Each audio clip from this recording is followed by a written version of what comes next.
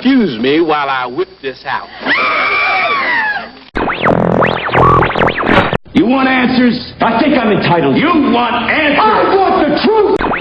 Straight across Lake Washington from the VMAC as the Hawk flies in the We the Fans Internet Media Network studio, commonly and secretly called the Bunker, as perpetuated by the Gas Man, on a Seahawks Blue Friday night, which, according to 4th and 20 Club, is now Blue and Green Friday, to kick off the process of whipping the mythical, magical, and undeniable spirit of the 12th man into his play-altering state for the Seattle Seahawks on game day.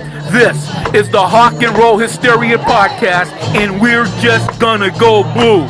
I'm the DJ and the point man of the Fans Revolution, with longtime internet sports show host, The Insider, Steve Silver, and at the helm of the Hawk and Roll Hysteria podcast on video, navigating the choppy waters of the World Wide Web after a decade on sports radio, the former pilot of Chopper 950, the Captain, Brian Apker. Let's rock and roll, you guys.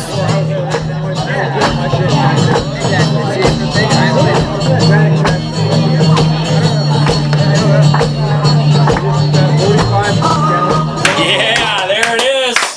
The great Rock and roll! Orlando Dave. Oh man, what a long week. Welcome into Hawk and Roll Hysteria, live from the friendly confines of the bunker.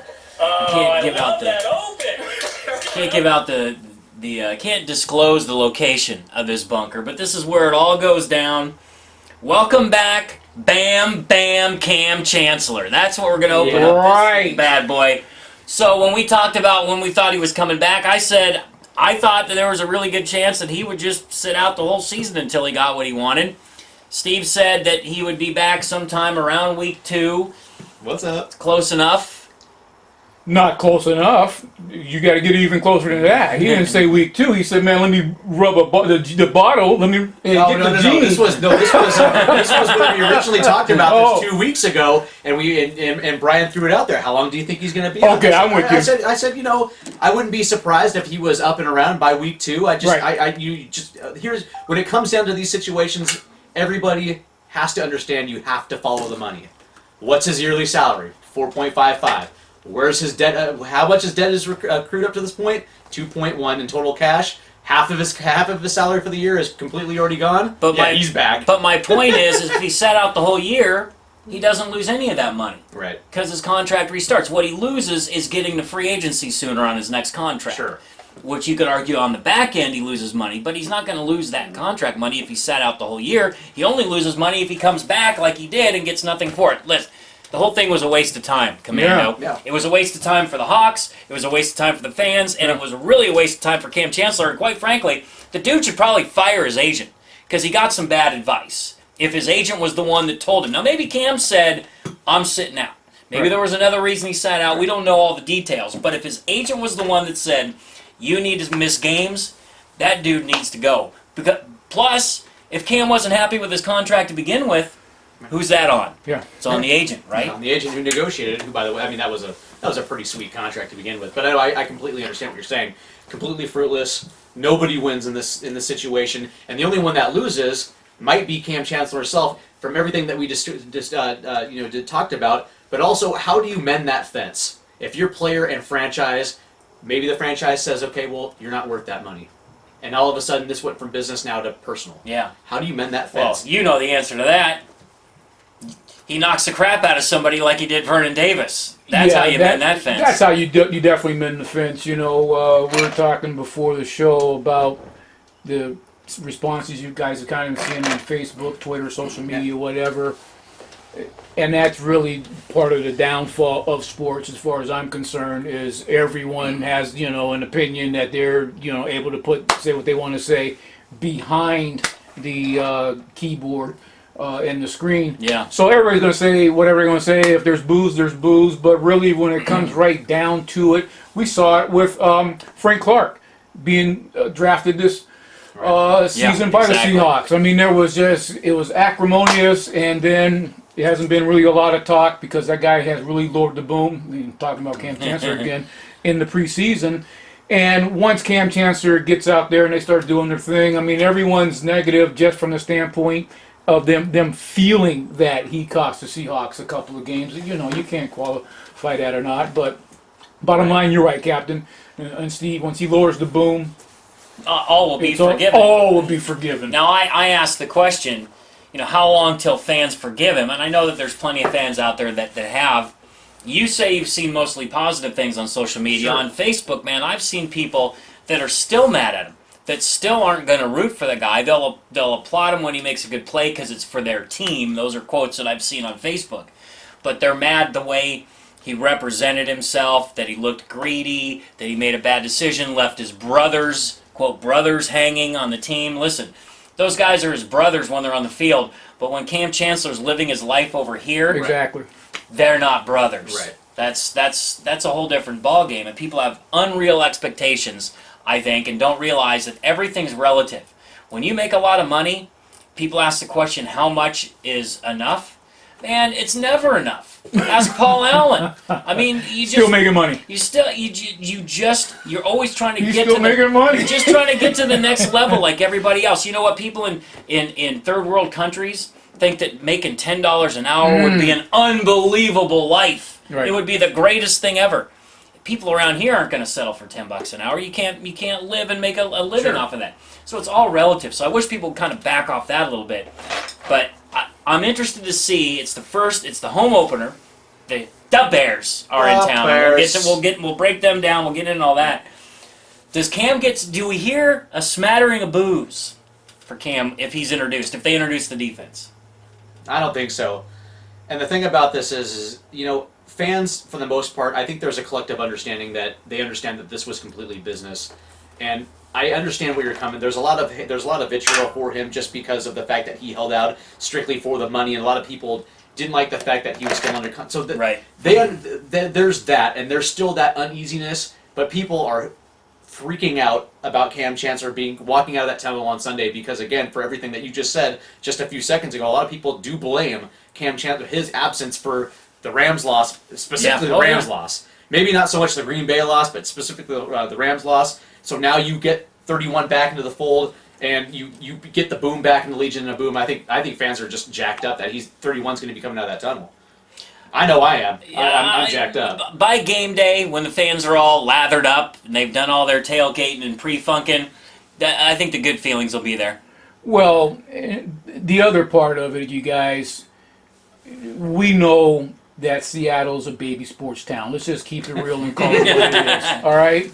We're only 40-something years into the game, okay? Yeah. You got teams back on the East Coast, 100 years old, generational type kind of thing. And so we've seen team after team, player after player, how fans in this town really just don't understand the sports fan part of just being a sports fan for your team. And so they're up and they're down. How many times I talk about fresh brew fakers last year? Yeah, raw. Jumping on and all that kind of stuff. I'm on, I'm off, I'm up, I'm down, and that kind of deal. You can't fake the funk. I mean, that's just, you can't fake the funk. This is a team that, I should say a city that this team plays in, and a stadium more to the point, where they booed an NFL MVP in Sean Alexander. Yeah, but that dude was a bum. It doesn't make any difference, man. Look, all right, I'm going to boo your ass in here in a minute. Throw that up, man. Come on. Imagine Marshawn Lynch behind that offense. You or I could have run behind that offensive line. Marshawn Lynch is a great player, not an MVP, man. He would have been behind that offensive line. Come on, Sean Alexander. I know, that's all what I'm getting at is show the respect that's due, He's an NFL MVP. The respect. You don't boo an MVP player for your team. You don't boo a Hall of Famer, and you don't boo a future Hall of Famer and a guy like potential Cam Chancellor. I mean, guy made a bad call. We all make bad calls. Right. And, see, that's right. And now he's back. Yeah, I mean that's the whole thing. I mean, those who live in glass houses shouldn't throw stones. I mean, that's the whole thing. Don't be a hypocrite. I mean, the asshole's throwing the first stone. It's right. I mean, don't be a hypocrite about it, because you know what, everybody makes mistakes, and you know what, he's in a situation where I think you put this so perfectly a few weeks ago when you and I were off air and we were talking about this, and you basically said, "Hey, listen, man, he probably has about 3 good years left in him at the speed and the rate that he's going. before that body completely just breaks down. And maybe this was an issue of timing where he basically said, listen, man, if I realistically have, and maybe my body's starting to show signs of breaking down now, and if I really have maybe 3 solid good years, maybe the time really is now to try to see if I can get something out of it. And listen, you can't blame the dude for trying to get paid. I mean, he is in a sport Name of the with game. no guarantees No matter what the game at is. all. At least you can try to do is get some paper and think before you about get this. out, man. Cam Chancellor went out there in the Super Bowl That's the thing. and played as injured as he was. If it was a regular season game, he would not have played in Right. that game. And he probably thought to himself, really, so I went out there and did this, and I'm getting paid this. I need a little bit more guarantee. Right, you're getting booed for the same thing Matt Hasselbeck did. Played hurt when he shouldn't have played hurt. You love him, and now you're gonna scorn the guy who is literally the heart and soul of your defense because he was trying to get what Matt got then. But I mean, you're absolutely right. This gets me fired up. That's this gets me fired up. Yeah, let's get you Well, the good news is hysteria, he's baby. back. It sounds like he's going to be ready to go and ready to play. I guess Don't get me started. he was in great shape, had 6% body fat. Yeah. Now it's all about the football conditioning. They don't hit too much in practices anymore. So, excuse me, his body's just going to have to get used to the pounding Right. that he delivers. I don't think that's going to be a problem. I expect him to make a big impact. But the Hawks are 0-2. Yeah. What happened in Green Bay? Commando, let's start with you. What happened and what was the downfall of that game? Why did the Seahawks lose that game? Because the Green Bay Packers are a good team. The Green Bay Packers are the runners-up of the NFC for the National Football League title last year. And I wouldn't say it has anything to do with Cam Chancellor. I would just say that the Seattle Seahawks, for the first time since 2011, they just had 2 tough road games. You know, they open up in the division, then they open up in the conference. Both of those were those teams' home openers. You know, Seattle's Seahawks now, 3rd week in, finally has a home opener. And whether it's the Bears or anybody else, I wouldn't see them dropping their home opener.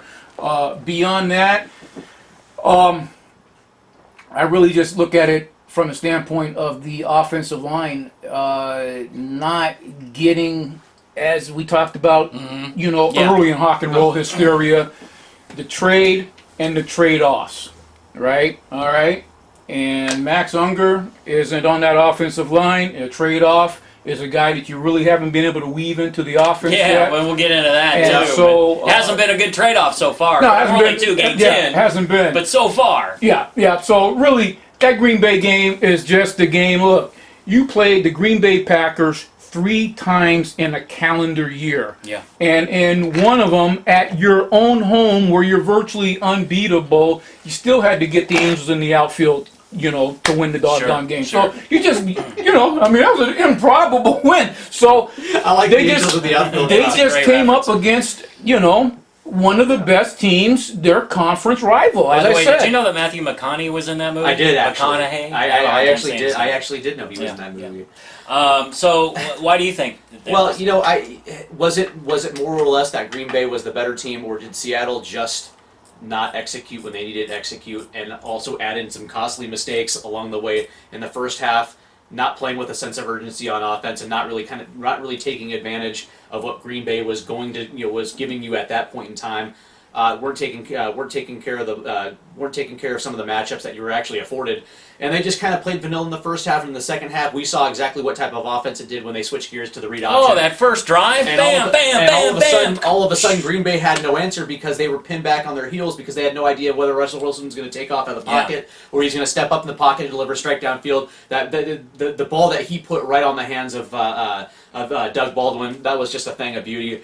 That whole drive, that whole third quarter played out beautifully, and then of course you have the costly turnover that basically took the wind out of the sails. Yeah. And to me, it was just the mistake. It was the mistake in the first half by not taking advantage of what Green Bay was giving you in the second half. not capitalizing on the momentum that you actually created for yourself and then giving life back to the Packers. I think that there's probably a dozen things that you can list out as to why they lost this game. It really doesn't come down to one thing. Darrell Bevel. A lot of people want to try to blame Darrell Bevel. You know, he's like an offensive coordinator's like a hitting coach in baseball. They're always going to be a scapegoat, Right. Especially in this town. People have been doing it for years, so that's nothing new. We're not going to hear the last of that, but Bevel's going nowhere this year. He's going to be with this team. You know, so a guy from Philadelphia who I talked to on Facebook asked me, he goes, does Darrell Bevel make it to Week 8? I'm like, Darrell Bevel's here all the way to the end of the season. It's not even a question of that guy losing his job. It's never going to happen. As long as Pete Carroll likes him, he's got a job. As long as he doesn't sleep with Pete Carroll's wife or something stupid like that, he'll be here in Seattle. But here's the other deal, though. You talked about the power run and the read option and the read zone, and man, Russ, keep the football sometime, would you? Yeah. Would you please take the football and go? Yeah. There were so many times, at least 3 that I can visually think about right now, where Russ should have kept that football. And I'm fearful, and this kind of goes to the timeouts that we were talking about. Russ taking these timeouts in the second half and blowing them and wasting them when we didn't need to. I'm wondering if he's playing a little tight to start the year now that he signed this big contract, and now all these expectations are on him, and he threw the ball 40 times in the first game. Yep. Is he overthinking? Because we know he's a critical thinker. Right. He's a preparer and he's a thinker. Is he thinking too much instead of just playing football? It's funny that you brought that up, and we read some press in the preseason where Russell Wilson doesn't feel like he needs to run the football anymore because you have Marshawn Lynch and you have some of these other dynamic playmakers. But what happened to the fact that he's also a dynamic playmaker? I mean,